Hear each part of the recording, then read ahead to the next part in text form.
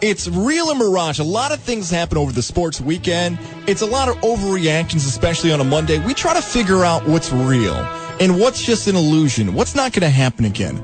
Let's start with this one. This is the last time. By the way, with this music, do you ever picture Levac on like a magic carpet ride of some sort? You know what I mean? A genie popping up during the segment, asking for 3 wishes. I'm sure all 3 of his wishes would be the same for Gaz to leave. Real and Mirage, this is the last time we will see a Cavaliers-Warriors NBA Finals. Boy, that's a good one. That is a mirage. I think we'll get it again next year. I don't see anybody emerging in the East to take down this Cavaliers team. And even though we'll have the option, I don't think Kevin Durant leaves after this year. You'll still have one more year of Klay Thompson. He isn't an unrestricted free agent until after next year, where he'll get a max deal somewhere else. I think we'll get it again next year. I'm with you, too, and I'm going to go as far as the next 2 years. So I'm going to go Mirage as well. I haven't found a team that could step up and beat Golden State or Cleveland. And I feel like Cleveland's more likely to get back than Golden State. It feels as if, I don't want to say Durant, but something about Kevin Durant is making me wonder if he goes and gets a championship with Golden State. And he wonders, okay, got my championship, did it with Curry. You think he's one and done? I wonder if he's one and done. And he goes back to Oklahoma City. No. Why not? Because they were really close to taking down Golden State. You think the Westbrook thing's just unrepairable? No, I don't think he can't go back to Oklahoma City. LeBron went back to Cleveland. Yes, but Cleveland was home, at least as close to home as it could be with Akron. Washington, to me, would be the more likely scenario for Kevin Durant to go play with John Wall, Bradley Beal in his hometown, right? He's from D.C. He goes back to D.C. as opposed to Oklahoma City. I think there's love in his heart for OKC, but not to return to OKC. This is your time, NBA teams, by the way. You want to take out the Cavaliers or Warriors the next 2 to 3 years, what you'd think would be the time, but I don't think the Celtics are close, the Raptors aren't close. But here's who's close in the West, I think, is and we're going to learn a lot about Chris Paul this summer.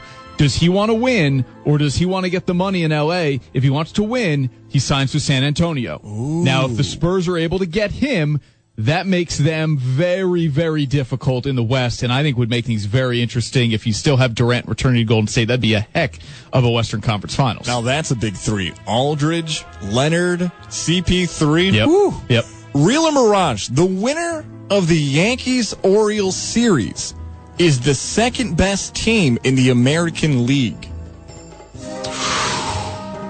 Mirage. Because I don't believe if Baltimore wins the series, I don't believe they're the second best team in the American League. We're putting Houston number 1? I would put Houston number 1, okay. Yeah. I believe, though, that the Yankees could be the second best team in the American League whether or not they win the series or not. I could put them in that category before I put Baltimore there. I'd say right now in May and the first week of June, the winner of this for me would be, real. If the Orioles continue to get closer and closer to the Yankees, a decent offensive lineup, the pitching, as we know, gets a little all over the place with the Orioles. I can't believe to say this, and it's crazy to think the Yankees pitching has been better than the Orioles pitching with so many question marks heading into the season with the Pinstripes. But give me real, and I know what fans are going to get upset about this, and that's Boston Red Sox fans. Because right now, they're in second place in the AL East. Yep. They're a game and a half up on the O's. Boston's almost there. They scared me so much early in the season with the lack of offense that they had that made me think, Boston, you got to get something going to make me believe in this team again. Real for now, but I feel like if we did that in 2 weeks, I would change my answer. That's just the way it is right now in sports. The Stanley Cup Final, Real and Mirage, will be more entertaining than the NBA Finals. Mirage. I have to believe that we are going to get the NBA Finals we deserve. I don't know that we're going to, but I at least have to believe that going in, that you're going to get wild atmospheres in Oakland and Cleveland, and that these two super teams are going to play at their highest levels on the biggest stage. If we don't, it'll feel like a wasted postseason. If one of these teams goes out and wins the series in 5 games, we'll feel like we really didn't get anything good in this NBA postseason. Now, that said, There isn't an atmosphere.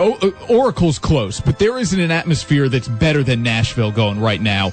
And that place is going to be on fire when they play games 3 and 4 there. This is one of my, head tells me something and heart tells me something else. My heart tells me that this should be a Mirage because I'm more of a basketball fan than a hockey fan. And like you laid out there, I want this to live up to the hype. I want to see a great moment they replay on ABC and on ESPN radio for years to come. But if I take all the information that I've been given so far in the 2017 playoffs, and I compare the NHL playoffs with the NBA playoffs when it comes to entertainment level, the NHL playoffs have been much better. There's been so many blowouts, there's been sweeps, there's been dominant performances, that entertainment-wise, the NHL playoffs have been better. And the underdog story of Nashville, you have one of probably the top 3, in my opinion, hockey markets in all of the NHL. You have Pittsburgh, Buffalo, and Toronto in no particular order. So you have a historic hockey city versus the 16th of 16th best team to make it in Nashville. Crazy fans. I'm going real, but I don't want it to be real. I'm rooting against it. By the way, Mike Halford from NBC Sports is going to join us at the top of hour number 3 to break down the matchups between the Predators and the Penguins.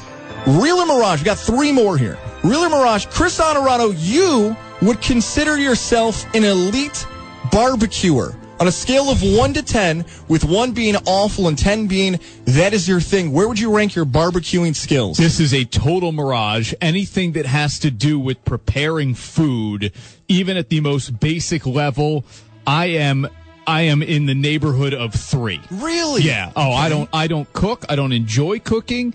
Food prep doesn't interest me in any way whatsoever. No. Even at a grill. No.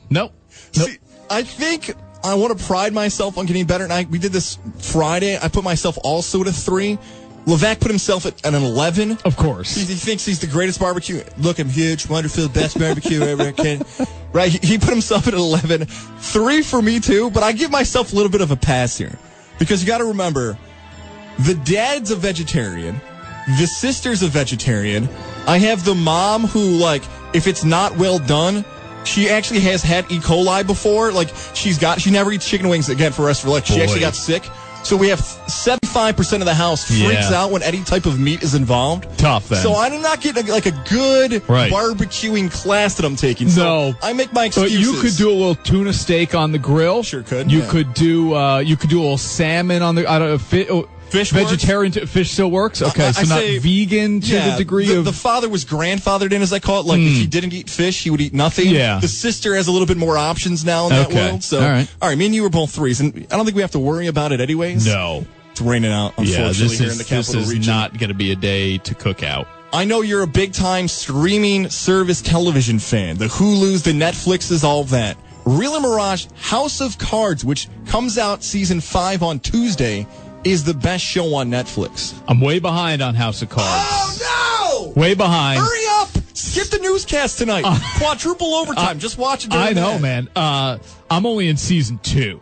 So recently got on the House of Cards bandwagon, but I love it. First of all, I'm a big Kevin Spacey guy to begin with. What did you ask me? Is it the best show on Netflix? Real or Mirage, best show on Netflix? I'm going real. Now, I've heard there are other things that I have not watched. I hear Bloodline is great. I have not seen The Crown. I hear that's awesome. There's a lot of I haven't seens coming here. I haven't seen 13 Reasons Why for all the controversy it's created. I hear it's good. But I'm still going to go real. I'm going to go real. I'm going real as well. I am fired up for Tuesday. Now, season 5 comes out, and correct me if I'm wrong, but the way they do this, they release every episode at once. That's right. How many will you see on the day it's released? Oh, man. All right, Tuesday, no NBA Finals, no Stanley Cup. Orioles are playing the Yankees. I'm going to put myself at a solid... Comes out tomorrow? Season 5? Comes out tomorrow. I would say 2... But then I have to lock myself off of social media and stuff because people like to spoil USA Today. I'm calling you out. You know who you are. You know you're the spoilers, USA Today, and I love your guys' stuff. I got to stay away. So I'm going to say 2. Goal is to get the whole thing done by Sunday. See, I'm just getting on the Netflix series show kind of thing here. I'm a big Game of Thrones guy. Ray Donovan Showtime, Billions. I like that. It's catching up on Homeland. So I'm in catch up mode, man. Orange is the New Black as well. I can't believe we went that long without mentioning Netflix, and also Stranger Things. I finished up 2 weeks ago. Haven't seen Stranger Things. Have a buddy of mine who works on Orange is the New Black. No way. As a security guard there in the prison.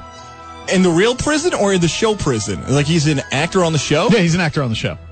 Oh, I got to find out about this. Wait, can you say his name? Yeah, Mike Torpy. Wow, Yeah. that's very cool, Went to high school man. with him. He was in a lot of the Michael Jordan Haynes commercials. Wow. On the plane where he's doing lunges and stuff like that. Yeah. I don't want to find out what he was doing on that commercial.